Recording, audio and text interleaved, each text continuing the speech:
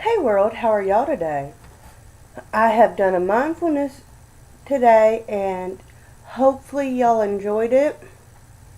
If y'all have a mindfulness exercise that y'all would like for me to do, please comment it and I will find it and I will do it for you.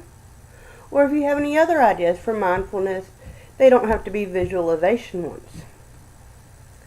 But oh my god, today has been totally crazy. I had to talk to my therapist, psychologist, my whole mental health team today and get them to fix my medications. I'm not sleeping at night. My mood has been off the frickin' wall. And it's really bad when my husband's like, you need to call him or you need to go up there. That's when I know it's not in my head. Because I'll ask him all the time, am I really bad today or is it just me overanalyzing? And he said for the last couple of days, yeah, you gotta get this shit fixed. Oops, sorry. But I got them to change my meds. They're gonna be in the mail in a couple of days, so yay! My face is still breaking out like crazy, and I have to go try and see if I can find a job tomorrow because the place that I was working for, well, I worked 2 days for, yeah, they let me go. Retarded. So, I'm going to see, hopefully I might be able to find some more CNA work, but a lot of people are kind of skeptical because of my back. So, maybe I can try for the library. I saw that they were looking for an assistant. I like to read. Maybe one day we might be able to do like a book club. Give me y'all's ideas on that. I saw my kids over the weekend. Oh my goodness. They got their kittens and they were just all about the kittens. My oldest has a cat that has his personality. He named it Furry. She's so mellow and playful. Now my youngest, he named his Patches because it's a little calico. And whoo, that thing has a little fiery temper. Get it upset or get it scared, it's going to eat you alive. But that's just like my baby son. Well, I guess he's really not a baby anymore. He is in first grade. My oldest is in second grade. My youngest is in first grade. They stay with their father. We got divorced back in '09 of August. We had a lot of personal, private family issues. At that time, my mental health was off the wall. Oh, God. And for me, the best choice I could make for my kids was to let him have them. Because I knew I was not mentally stable to give them the best life possible. Sorry, I always get a little emotional when I talk about this. But I have a wonderful support system, and I do visit my kids, spend time with them, everything. Them little boys are my whole world. I would give up everything just for them. So, don't think, because I don't have my kids, I'm a bad person. I had to make the hardest decision a mother could. And most people think, oh, the hardest decision you can make is to stay with their father or leave them. Not really. Not when you know the life that you can give them would not be as great as what their father could. Me and him, we have our issues. But in all, he is a great father to my kids, and I appreciate it. My kids love me. They know who I am. So it's a very hit and miss when it comes to me and my kids. Uh, my husband Gary and me, we don't have any children together because given my medical history when I was pregnant with Jonathan, even though Tom was already born, me and my doctor talked, and it was for my health and the child's health, if I was to have another child, that I actually get my tubes tied. So me and Gary, we don't have human babies. We have our little Chihuahua, Dixie Lou. She turned 4 on the 20th of this month. She is spoiled rotten. When we went for our second anniversary to Louisiana, we went to this gator park. I got to hold a baby alligator. It was awesome. But my husband spent $20 for a big toy stuffed gator for the dog. Come on, really? She wouldn't touch it for like a week. Then she ripped the eyeball off and pulled all the stuffing out. Tell me that my dog is not spoiled. She has anything and everything. Hell, I just took her to get her nails buffed. We don't get them clipped, we get them buffed and filed. No, we don't get them painted. She ain't that bad. He won't let me buy her clothes anymore. But she does have a little jacket for the winter because Arkansas, it does sometimes get cold and snow and ice. So she does have a little pink camouflage sweater that has her name, Dixie Lou, on it. And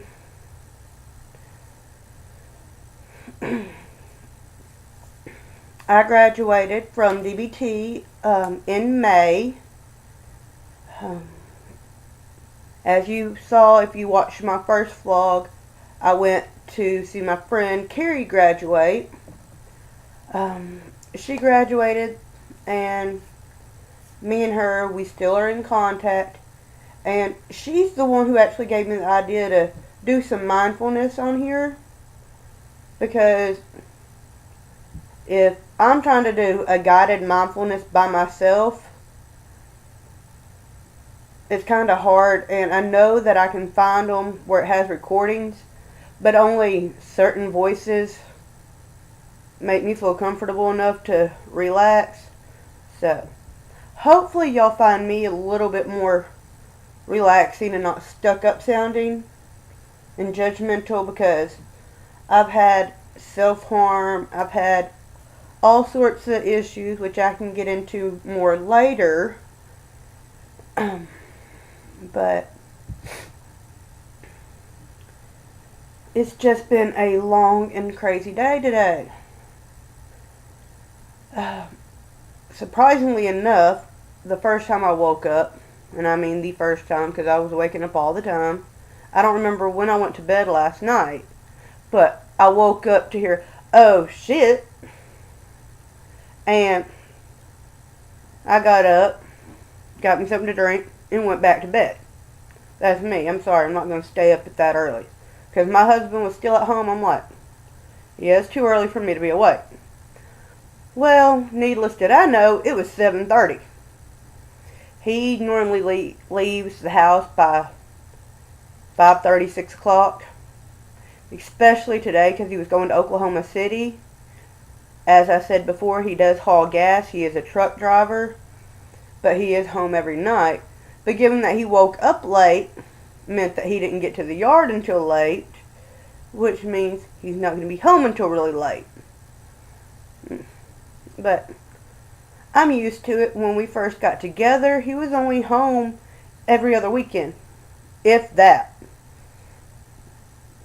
And then it got to where he was home every weekend. I was like, okay, this is a little much. I'm not used to it. Because to me, change is sometimes not a good thing. It takes a while for change to make me not stressed. So, After I got comfortable with the every weekend, I was like, oh yeah, this is great. And then home every night, I'm like, oh, okay. I can cook! Because when he wasn't working really, well, when he wasn't home, I mean, he's been working for like forever. I didn't really cook. Now, I might go to the store and pick me up a steak or something, but I didn't actually cook meals like I do now. I used to do frozen, or I'd go out to eat. Can you tell I got the funky, like almost double chin? But now that he's home, I'm like, ooh, yay, cooking! I really love cooking. Hopefully I will be able to do some more cooking videos. Some people are going to be like, no, I don't like that way of cooking, or at least some Americans won't, because I don't season a lot of certain items anymore because of Gary. Because being from New Zealand, their meat's really fresh normally. Hamburger meat is mince, and he confuses me sometimes when he's like, we need to go get some mince, and I'm like, mince? Oh, hamburger meat. So, and like, he don't want anything seasoned except maybe some salt. And then when he eats, he will cut the meat up. If I do mashed potatoes and peas, which is 90% of the time because that's what he likes, I'll have meat, mashed potatoes, gravy, and peas. He'll cut his meat, put some mashed potato on the fork, and smash some peas in it. And they don't eat with the fork like curved up like we do. It's like pointed that way. Because we eat and kind of have it like a shovel, as I say. But they do it the other way, and they like just pile the food on top of it. It's really cute. Me and him, we started playing a game every time we go out to eat. Find a non-American. And you would be surprised. You can find them just by the way they hold their eating utensils. So, it's really fun and awesome for me to get to learn and share some of my husband's heritage with my kids and my family and all of our friends. Like, I got maybe 2 friends that might know someone from New Zealand, or know someone that had to move to it or moved from it, because it's Arkansas. You would actually be surprised how many people from New Zealand come here, but let's be real. Most people, if you've ever heard an Australian or a Kiwi, Aussie Kiwi, because Australia's here, New Zealand's down here. If you don't know, they sound just alike.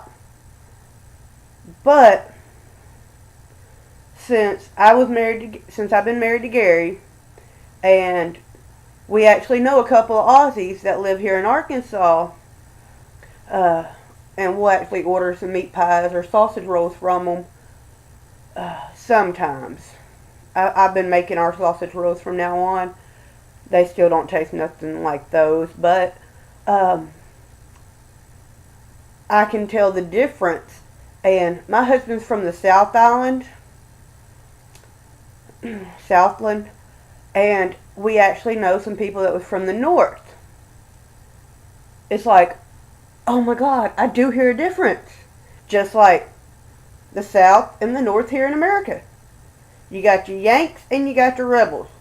Rebels sound a hell of a lot different than the Yanks. Sorry if I offend anybody.